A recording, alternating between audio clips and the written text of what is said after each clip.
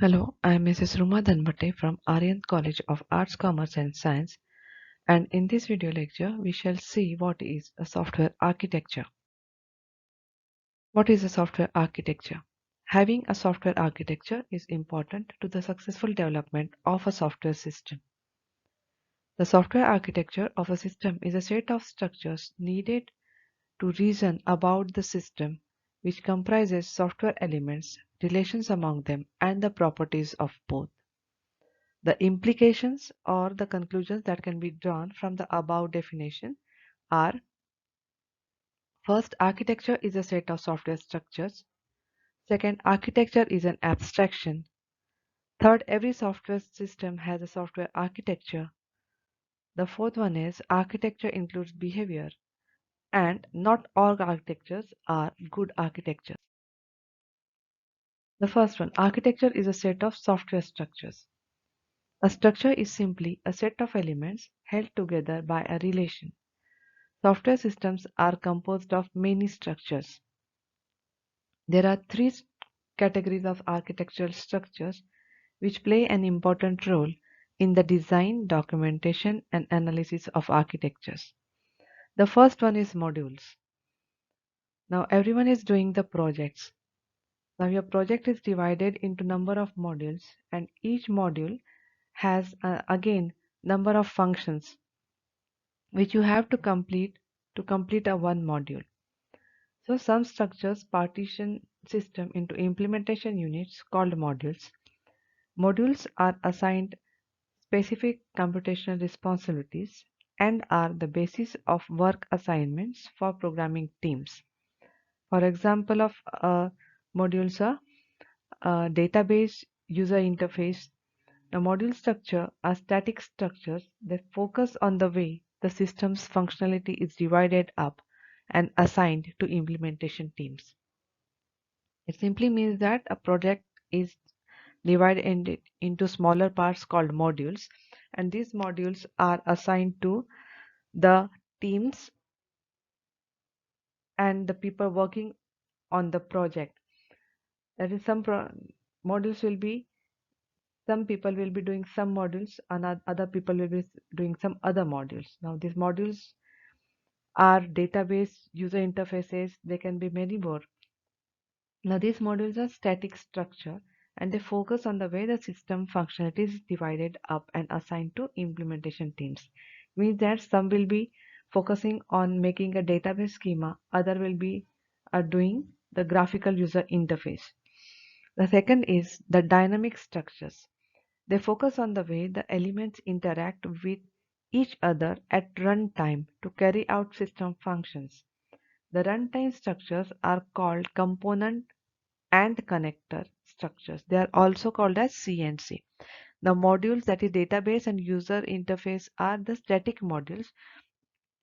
But when you are executing a thing and when there are functionalities, how the things are getting executed when you execute your project or a software, those are called as dynamic structures, and they are also called as component and connector structures, and or CNC.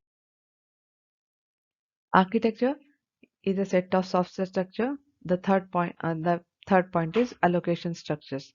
These describe the mapping from software structures to the system's organizational development, installation, and execution environments. For example, modules are assigned to teams to develop and assigned to places in the file structure for implementation, integration, and testing.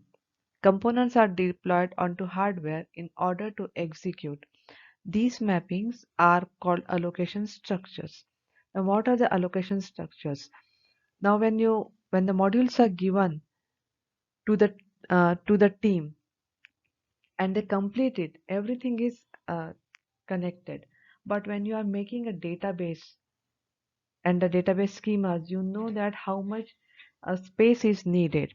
That is how much RAM is needed, where you are going to deploy the uh, database, we are going to store it. So modules are assigned to teams to assigned to places in the file structure for implementation. integration and testing. Now these modules are in turn deployed onto the hardware in order to execute. These mappings are called as allocation structures. That is the hardware on which you are going to have your softwares. Those are called as allocation structures. So a structure is architectural if it supports reasoning about the system and system properties. Architecture is an abstraction. Architecture is foremost an abstraction of the system that selects certain details and suppresses others. You must have been doing object-oriented programming, either Java or C++. You know what is abstraction?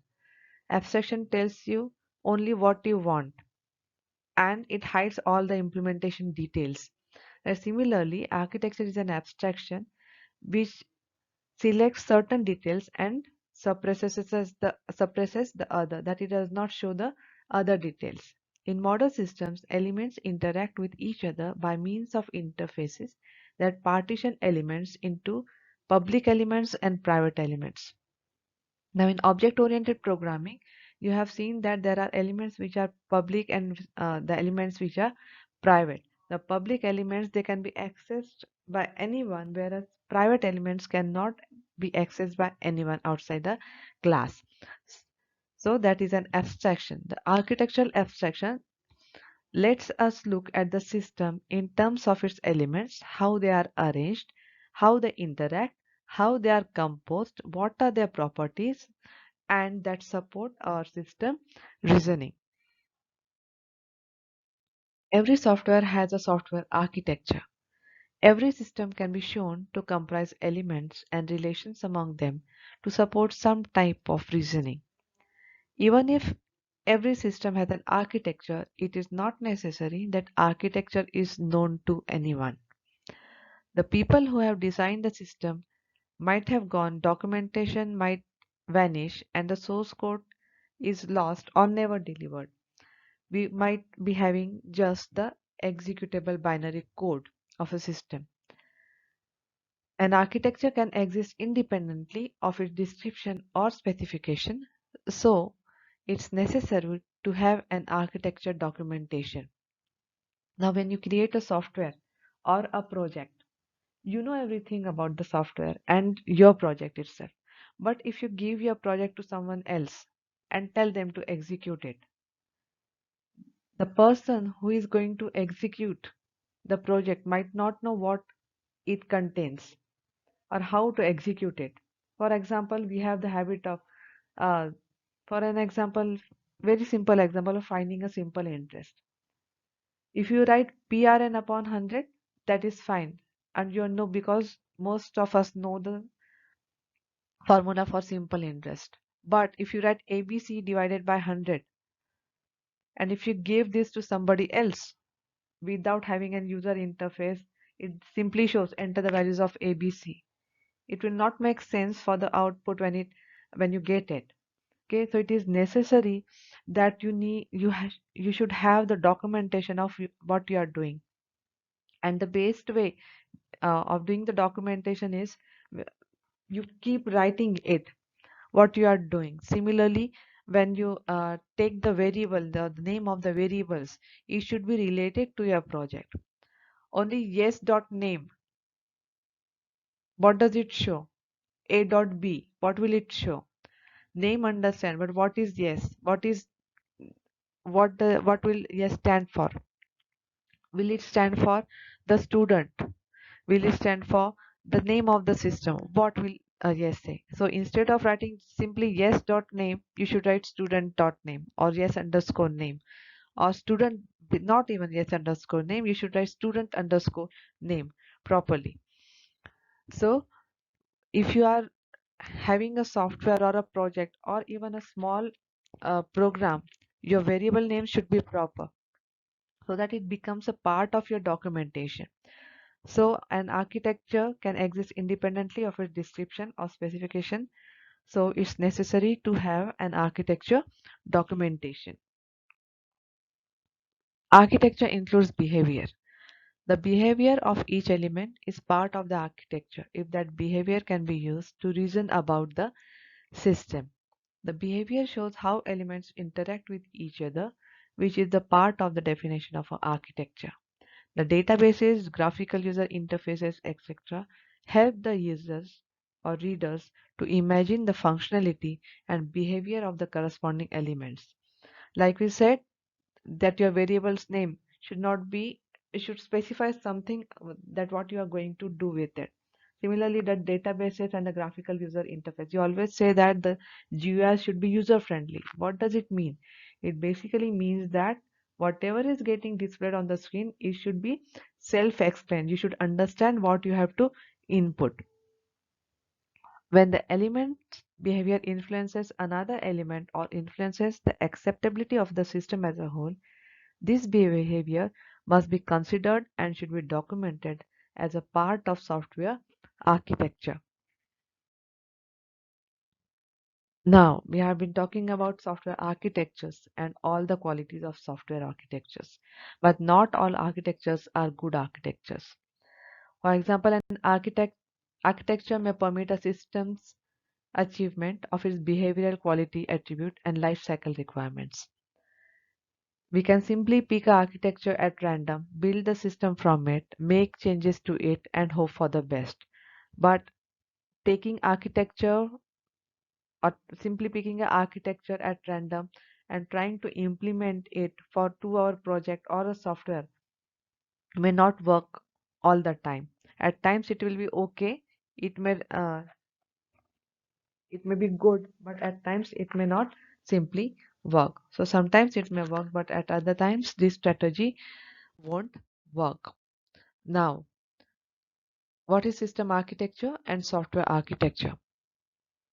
System architecture is the representation of the system in which there is a mapping of functionality onto hardware and software components. A mapping of a software architecture onto hardware architecture and the concern for the human interaction with these components. The system architecture will determine the functionality that is assigned to different processors and the type of network that connects those processors. So we have seen about the software architecture and what is the hardware architecture. You have the software system, and when you try to save it on the hardware or the hardware components, how you are going to do it, that is the system architecture. The software architecture on each of those processors will determine how this functionality is implemented and how the various processors interact through the exchange of messages on the network. System architecture and software architecture, these are the next points. A description of the software architecture as it is mapped to the hardware and networking components allows reasoning about the qualities such as performance and reliability. A description of the system architecture will allow reasoning about additional qualities such as power consumption and weight. This is all for this video lecture. Thank you.